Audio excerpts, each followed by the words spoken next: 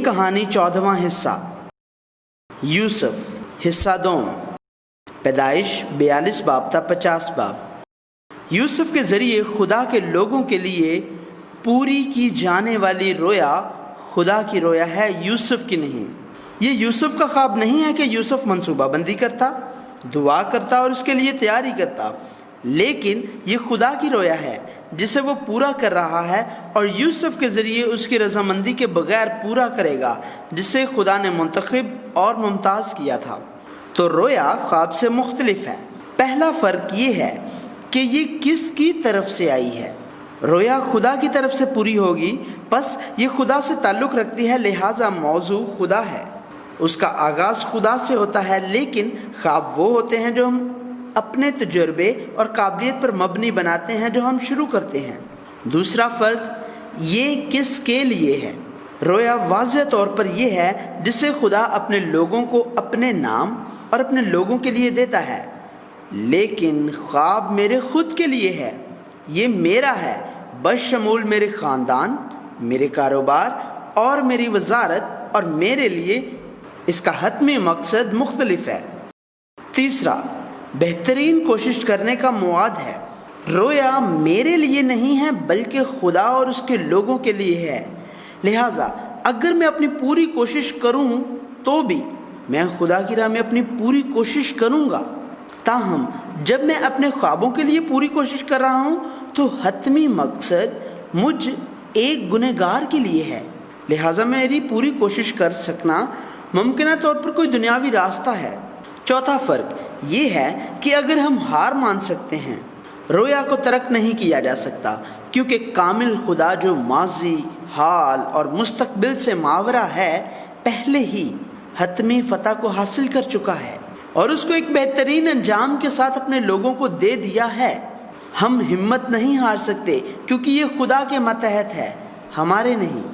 تاہم خوابوں کے ساتھ ایسے ہے، ہم ان کا آغاز کرتے ہیں اور اس کے موضوع ہیں، لہٰذا حالات اور نکات پر منحصر ہوتے ہوئے ہم مسلسل تبدیل ہوتے اور یہاں تک کہ اپنے خوابوں کو ترک بھی کر دیتے ہیں۔ پانچواں، اگر ہم شروع سے ہی جان سکتے ہیں، ہم اس رویا کو نہیں جان سکتے یا نہیں سمجھ سکتے، کیونکہ اس کی ابتدا اور آغاز خدا سے ہوتا ہے۔ ہم اسے کچھ عرصہ کے بعد تو جان سکتے ہیں، لیکن شروع سے ہم اسے نہیں جان سکتے۔ اسی لیے رویا ایمان کا سفر ہے۔ تاہم خواب ہمارے ساتھ شروع ہوتے ہیں اور ایک تصویر ہے جو ہم نے تیار کی ہے، لہٰذا ہم اس کا انجام جان سکتے ہیں۔ اگر ہم محسوس کرتے ہیں کہ یہ کام نہیں کر رہا تو ہم اسے تبدیل کر سکتے ہیں۔ ابھی یوسف خدا کی رویا حاصل کرتا ہے، نہ کہ اپنا خواب، اور خدا کے آلہ کے طور پر استعمال ہو رہا ہے۔ یہ رویا خدا کے ساتھ شروع ہوئی اور خدا کے نام پر چلتی رہے گی۔ یوسف جو کچھ کر سکتا ہے یا نہیں کر سکتا اور اپنا بہتر ظاہر کرے گا، یہ اس سے بھی آگے ہے، اور وہ کسی بھی حالت میں دستبردار نہیں ہو سکتا۔ ابتدا اور وسط میں یوسف کو اپنے خوابوں کے معنی یا نتائج کا پتہ تک نہیں تھا، پر خدا کی رویا اس کو دی گئی تھی۔ وہ ہر روز ہر راستے کے ہر قدم پر چلتا تھا، اور جب اس نے خدا کے وقت میں مڑ کر دیکھا تو اسے اس وقت کا احساس ہوا جو گزر چکا تھا۔ یوسف جو غلام بنا۔ یوسف کو اس کے بڑے بھائیوں نے بیچا، اور جلوداروں کے سردار مصری پوتیفار نے یوسف کو خریدا تھا۔ یوسف کی شناخت ظاہر ہے، ایک غلام تھی، بیرون ملک سے ایک غلام، لیکن اس کا مالک پوتیفار دیکھتا ہے کہ خدا اس کے ساتھ ہے۔ نیز یوسف تمام مایوسی میں مایوس نہیں ہے اور اپنے کردار کو ادا کرنے کی پوری کوشش کرتا ہے۔ ایسا نہیں ہے کہ یوسف کو کبھی بھی کوئی مایوسی یا عجلت نہیں تھی۔ جب یوسف کو اس کے بھائیوں نے بیچ دیا تو اس نے ٹوٹے ہوئے دل سے مایوسی کی حالت میں منت کی، تاہم خدا کی موجودگی نے اس کی تائید کی۔ خدا موت کی تاریک وادی میں بھی اپنے لوگوں کے دل و دماغ کو سکون میں رکھتا ہے۔ وہ ہمیں زندگی کے بکچا میں محفوظ طریقے سے باندھ رہا ہے۔ داؤد اعتراف کرتا، بلکہ خواہ موت کے سایہ کی وادی میں سے میرا گزر ہو، میں کسی بلا سے نہیں ڈروں گا، کیونکہ تو میرے ساتھ ہے، تیرے عصا اور تیری لاٹھی سے مجھے تسلی ہے۔ پولس رسول نے بھی اعتراف کیا، تو خدا کا اطمینان جو سمجھ سے بالکل باہر ہے تمہارے دلوں اور خیالوں کو مسیح یسوع میں محفوظ رکھے۔ یوسف کا آقا پوطیفار خدا کو یوسف کے ساتھ دیکھتا ہے اور دیکھتا ہے کہ خدا اسے خوشحال بنا رہا ہے اور وہ یوسف کو اپنے گھر کا مختار بناتا ہے۔ تب خدا یوسف کی خاطر پوطیفار کے گھرانے کو برکت دیتا ہے۔ یوسف کے مصر بھیجے جانے کی وجہ بتدریج سامنے آتی ہے۔ یوسف کے ذریعے اور یوسف کی وجہ سے دوسرے لوگ خدا کو دیکھ سکتے ہیں اور خدا کی طرف سے برکت پاتے ہیں۔ قیدی بننے کا راستہ۔ یوسف نے اب ایک مرحلہ پاس کیا، لیکن وہ یہاں موضوع نہیں ہے۔ یوسف کی اپنی نیکی اور راست بازی نے مصر میں اس کی غلامی کی زندگی پر قابو نہیں پایا۔ ہمیں اصل مضمون خدا کو دیکھنا چاہیے جو اس میں بڑھ رہا ہے۔ یوسف کو اب جیل جانا ہے۔ جیل میں اسے دوبارہ کسی چیز کے لیے تیار ہونا ہے۔ ایک دن پوطیفار کی بیوی یوسف کی طرف جو خوبصورت ہے دیکھتی ہے اور اس کے ساتھ سونا چاہتی ہے۔ اس وقت آقا اور غلام کے مابین رشتہ کی وضاحت انسان سے انسان نہیں بلکہ مالک اور شے سے تھی، یہاں تک کہ اگر یوسف گھر کے مختار کی حیثیت سے اس مکان پر قبضہ کر لے، اس کی حیثیت یقیناً غلام ہے۔ مرد آقا کے لیے یہ فطری بات ہے کہ وہ اپنی لونڈی کے ساتھ کچھ بھی کرے، اور خاتون آقا اپنے نر غلام کے ساتھ کچھ بھی کرے۔ لیکن یوسف نے میزبان کی درخواست سے انکار کر دیا۔ اس نے ہر روز اس کا انکار کیا اور یہاں تک کہ اس کے ساتھ نہ رہا۔ اس کی صرف ایک ہی وجہ تھی، وہ خدا کے خلاف ایسی بدکاری اور گناہ نہیں کر سکتا تھا۔ لہٰذا یوسف جیل چلا جاتا ہے۔ ہر غلام اسی طرح رہتا تھا، لہٰذا یوسف اس کو دبا سکتا اور اس کی پیروی کر سکتا تھا، لیکن یوسف نے خدا کے سامنے اپنی زندگی کا معیار طے کیا۔ یوسف نے یہ بات یعقوب سے سنی اور دیکھی ہوگی، جس کو خدا کا مکمل تجربہ تھا۔ وہ ایک جو تمام حالات دیکھ رہا ہے اور اس کو اس کا ثمر حاصل کرنے کی اجازت دیتا ہے۔ پوطیفار کی بیوی بالآخر جو وہ کرنا چاہتی تھی کرنے سے قاصر بنی۔ اس نے یوسف پر الزام لگایا۔ اگر پوطیفار کی بیوی نے جو کہا وہ سچ ہوتا تو یوسف موت کا مستحق ہوتا، لیکن پوطیفار جو اپنی بیوی کو بخوبی جانتا ہے اسے بادشاہ کے قیدیوں کے لیے جیل میں بھیج دیتا ہے۔ یوسف ابھی نہیں مر سکتا۔ یوسف ایک قیدی بنتا ہے۔ یوسف کو قید خانہ میں بھیج دیا گیا، تاہم یہ قید خانہ عام قیدیوں کے لیے قید خانہ نہیں تھا۔ دو طرح کے قید خانے ہیں، ایک وہ جس میں عام مجرموں کو قید کرتے ہیں جیسے قتل، زنا اور چوری، اور دوسرا سیاستدانوں یا بادشاہوں کے قیدی۔ سیاسی قیدیوں یا بادشاہ کے ملازمین کو الگ رکھا جاتا ہے، چاہے وہ مختلف یا ایک ہی جیلوں میں بند ہوں۔ اس کی وجہ یہ تھی کہ وہ دوسرے قیدیوں کو ملک کو خطرے میں ڈالنے کے لیے اکسا سکتے ہیں۔ تو جس قید خانہ میں یوسف کو بھیجا جانا چاہیے وہ وہی ہے جہاں عام قیدیوں کو قید کیا جاتا ہے، لیکن پوطیفار نے اپنے گھر میں یوسف کو بھیج دیا، وہ قید خانہ جہاں بادشاہ کے قیدیوں کو رکھتے ہیں۔ خدا کے پاس ہر چیز کی وجہ تھی اور اسے خصوصی تربیت کے لیے وہاں بھیجتا ہے، اور یہاں تک کہ وہاں خدا کی موجودگی اس کے ساتھ تھی اور اس محافظ پر فضل ہوا جو جیل کی نگرانی کرتا ہے۔ پس یوسف کو قید کر دیا گیا، لیکن وہ جیل میں موجود دوسرے قیدیوں کی بھی دیکھ بھال کر رہا تھا۔ یہ اس وجہ سے تھا کہ وہ انسان کے سامنے قیدی تھا، لیکن خدا کے سامنے قیدی نہیں تھا۔ پھر کچھ وقت گزرتا ہے، بادشاہ کے خادم سردار ساقی اور سردار نانپس شاہ مصر کے خلاف گناہ کرنے پر بادشاہ کے قیدیوں کی قید کی جگہ پر پہنچے۔ وہ اس جگہ پہنچے جہاں یوسف کو بند کر دیا گیا تھا، اور یوسف ان کا نگراں بن گیا۔ اور کچھ اور وقت گزر جانے کے بعد دونوں سرداروں نے خواب دیکھا، اور یوسف نے ان کے خوابوں کی تعبیر کی، اور جیسا یوسف نے کہا سردار ساقی کو دوبارہ اس کے عہدے پر بحال کیا گیا، اور سردار نانپنس کو موت کا سامنا کرنا پڑا۔ یہاں یوسف سردار ساقی سے ایک درخواست کرتا ہے۔ لیکن جب تو خوشحال ہو جائے تو مجھے یاد کرنا اور ذرا مجھ سے مہربانی سے پیش آنا اور فرعون سے میرا ذکر کرنا اور مجھے اس گھر سے چھٹکارا دلوانا، کیونکہ عبرانیوں کے ملک سے مجھے چرا کر لے آئے ہیں، اور یہاں بھی میں نے ایسا کوئی کام نہیں کیا جس کے سبب سے قید خانہ میں ڈالا جاؤں۔ دوسرے لفظوں میں یوسف کا مطلب تھا برائے کرم مجھے اس جیل سے بچائیں۔ یوسف ابھی تک نہیں جانتا ہے، اسے معلوم نہیں ہے کہ کیوں اسے اس کے بھائیوں کی وجہ سے اپنے باپ سے علیحدہ ہونا پڑا اور غلام بنا کر مصر میں بیچا گیا۔ نیز اگرچہ اس نے خدا اور انسان کے سامنے گناہوں کا ارتکاب کیے بغیر اپنے ایمان کو برقرار رکھا، لیکن وہ نہیں جانتا ہے کہ کیوں ایک قیدی ہے اور جیل میں بھیجا گیا تھا۔ لیکن ہم جانتے ہیں ابھی یوسف یسوع کے سائے کی زندگی گزار رہا ہے، جسے بغیر کسی گناہ کے ستایا گیا اور صلیب پر مرا، قبر میں اترا اور دوبارہ زندہ ہوا۔ اور بائبل بتاتی ہے سردار ساکی نے اپنی بحالی کے بعد یوسف کو فراموش کر دیا تھا۔ یوسف نے صرف اس دن کا کہ وہ اس سردار کی مدد سے جیل سے رہا ہو جسے دوبارہ بحال کیا گیا تھا انتظار کیا، جس کی یوسف نے خواب کی تعبیر کی تھی۔ اس نے ضرور اپنی داڑھی منڈوائی، کپڑے بدلے اور ہر دن انتظار کیا، لیکن ابھی تک خدا کا وقت نہیں آیا ہے کہ یوسف قید خانہ سے باہر آ جائے۔ وہ جگہ جہاں یوسف کو قید کیا گیا تھا وہ جگہ بادشاہ کے قیدیوں کے لیے جیل تھی، جہاں بادشاہ کے مصاحبین، سیاستدان، معیشت، فوج اور مصر کے قانون کو جاننے والے افراد کو قید کیا گیا تھا۔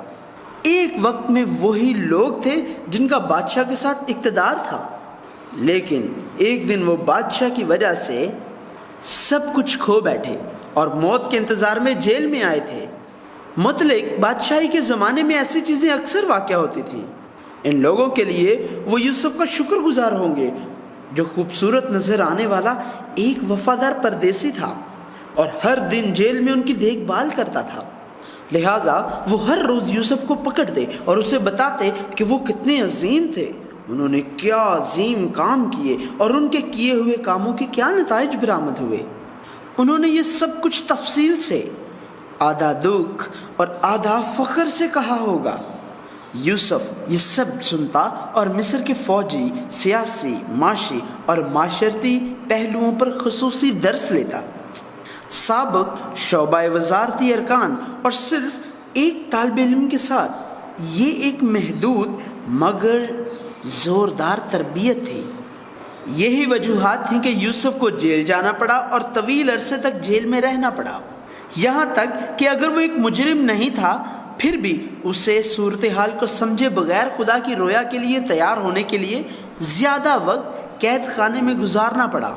سردار ساکی کی بحالی کے بعد اس نے مزید 2 سال قید میں گزارے۔ یوسف کو اس وقت کے سب سے مضبوط ملک مصر کا وزیر اعظم بننے کے لیے مزید تیاری کی ضرورت تھی، لیکن یہ بھی جیسا کہ پوتیفار کے گھر میں پہلے ہی دیکھا گیا تھا، یہ یوسف کے ذریعے یعقوب کے خاندان تک اور مصر کے لوگوں اور اس سے آگے پوری دنیا کے تمام لوگوں تک برکت کی راہ کی تیاری تھی۔ اور اب خدا جو موضوع ہے اپنے طریقے سے یوسف کو جیل سے باہر لاتا ہے، وہ اسے باہر نکالنے کے لیے مصر کے بادشاہ فرعون کو ایک خواب دیتا ہے۔ اسے محض جیل سے رہا نہیں کیا جا رہا بلکہ قیدی بننے سے مصر کے وزیر اعظم تک تیزی سے اونچا ہونا ہے۔ یہ یسوع مسیح کی علامت ہے جو قبر سے خدا کے دائیں ہاتھ پر چڑھ جائے گا۔ یوسف مصر کا وزیر اعظم بنتا ہے۔ جس طرح خدا نے یوسف کو ایک ہی مشمول کے 2 خواب دیے، خدا ہی فرعون کو اسی مشمول کے 2 خواب دیتا ہے۔ تاہم کوئی مصری جادوگر اور عقل مند آدمی فرعون کے خواب کی تعبیر کرنے کے قابل نہیں ہے۔ پھر سردار ساکی جو اپنے منصب پر بحال ہوا تھا، جس کی یوسف نے تعبیر کی تھی، اس نے یوسف کا تعارف کرایا اور اس بار یوسف کو واقعتاً بادشاہ کی طرف سے بلایا جاتا ہے۔ لہٰذا وہ داڑھی منڈواتا، اپنے کپڑے بدلتا اور فرعون سے ملنے نکلتا ہے۔ پھر وہ اس خواب کی ترجمانی کرتا ہے جو لگتا ہے جیسے دو لیکن حقیقت میں ایک ہے۔ لیکن اگر یوسف نے بادشاہ کے خواب کی صرف وضاحت کی تو وہ صرف جیل سے نکل کر مصر میں ایک عام آدمی کی حیثیت سے رہ سکتا یا اپنے بھائیوں کی طرف ناراضگی کے ساتھ اپنے باپ کے گھر جاتا۔ لیکن یوسف یہ کہنے کے قابل تھا کیونکہ اس نے سیکھا جب وہ جیل میں تھا۔ اس لیے فرعون کو چاہیے کہ ایک دانشور اور عقل مند آدمی کو تلاش کر لے اور اسے ملک مصر پر مختار بنائے۔ فرعون یہ کرے تاکہ اس آدمی کو اختیار ہو کہ وہ ملک میں ناظروں کو مقرر کر دے اور ارزانی کے 7 برسوں میں سارے ملک مصر کی پیداوار کا 5واں حصہ لے لے، اور وہ ان اچھے برسوں میں جو آتے ہیں سب کھانے کی چیزیں جمع کرے، اور شہر شہر میں غلہ جو فرعون کے اختیار میں ہو خورش کے لیے فراہم کرے، اس کی حفاظت کرے۔ یہی غلہ ملک کے لیے ذخیرہ ہوگا اور 7ویں برس کے لیے جب تک ملک میں کال رہے گا کافی ہوگا، تاہم کال کی وجہ سے ملک برباد نہ ہو جائے۔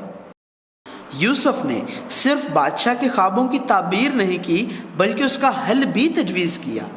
وافر سالوں کے دوران اناج کا 5واں حصہ لینے اور اسے ہر شہر میں ذخیرہ کرنے کی تجویز صرف بہترین سیاسی اور معاشی معلومات کی بنیاد پر سامنے آ سکتی ہے، اور وضاحت سن کر فرعون یوسف کو وزیر اعظم بناتا ہے۔ یوسف کے توسط سے نہ صرف مصر بلکہ آس پاس کی قومیں بھی زندہ رہتی ہیں۔ اس وقت یوسف 30 سال کا تھا اور 13 سال گزر چکے تھے جب اس کے بھائیوں نے اسے مصر کو بھیجا تھا۔ بائبل کا نقشہ۔ اب آئیے یوسف کی زندگی کا واپس تعاقب کریں۔